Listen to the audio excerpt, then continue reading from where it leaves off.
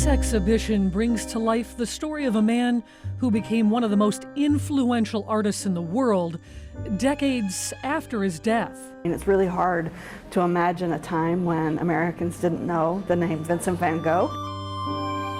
And the story tells that tale, from him going from a reputation of relative obscurity to a superstar. Jill Shaw is the exhibition's curator.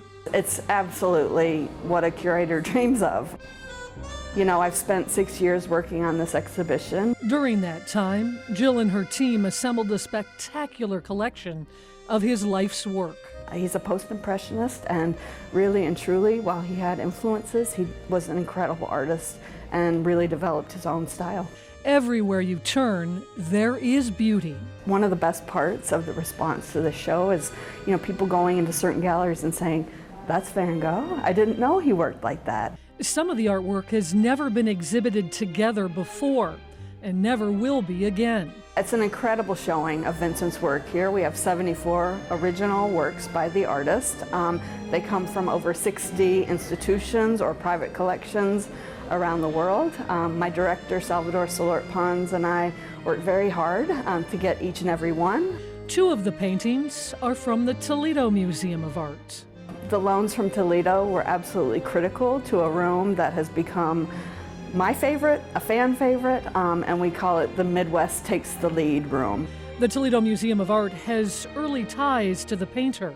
It was among the first American museums to purchase a work by Van Gogh. He was very prolific in the last couple of months of his life, and both of the works from Toledo are from that period. The first is Wheat Fields with Reaper at Auvers, and the second is Houses at Auvers. So both depictions of the surroundings of this town where he lived his last days. A century ago, the Detroit Institute of Arts became the very first American museum to purchase a work of Van Gogh. So how fitting that where it all began in America is where you can see this incredible collection. We may know a lot of stories about his struggles and his periods of mental crisis, but he was an incredibly talented artist, and I hope that people leave this show understanding that he's more than the Hollywood myth. In addition to being able to see dozens of Van Gogh's paintings, you can also sample cuisine inspired by some of the places he called home at this pop-up cafe. Really, the most important thing is the vibe. I think we created a great vibe to celebrate who Van Gogh was and the art here at the Detroit Institute of Arts. Karina Lampkin is the executive chef at the museum. She spent months researching Van Gogh and food. He really believed in eating simply, and his favorite foods were just potatoes, honestly, and bread.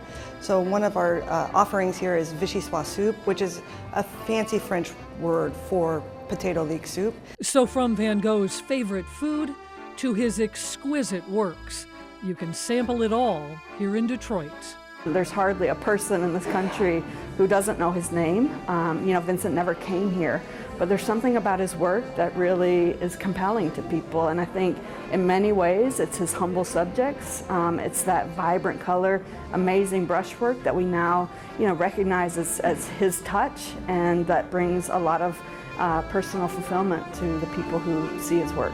At the Detroit Institute of Arts, with this week's City in the Town, Lisa Guyton, 13 ABC, Action News.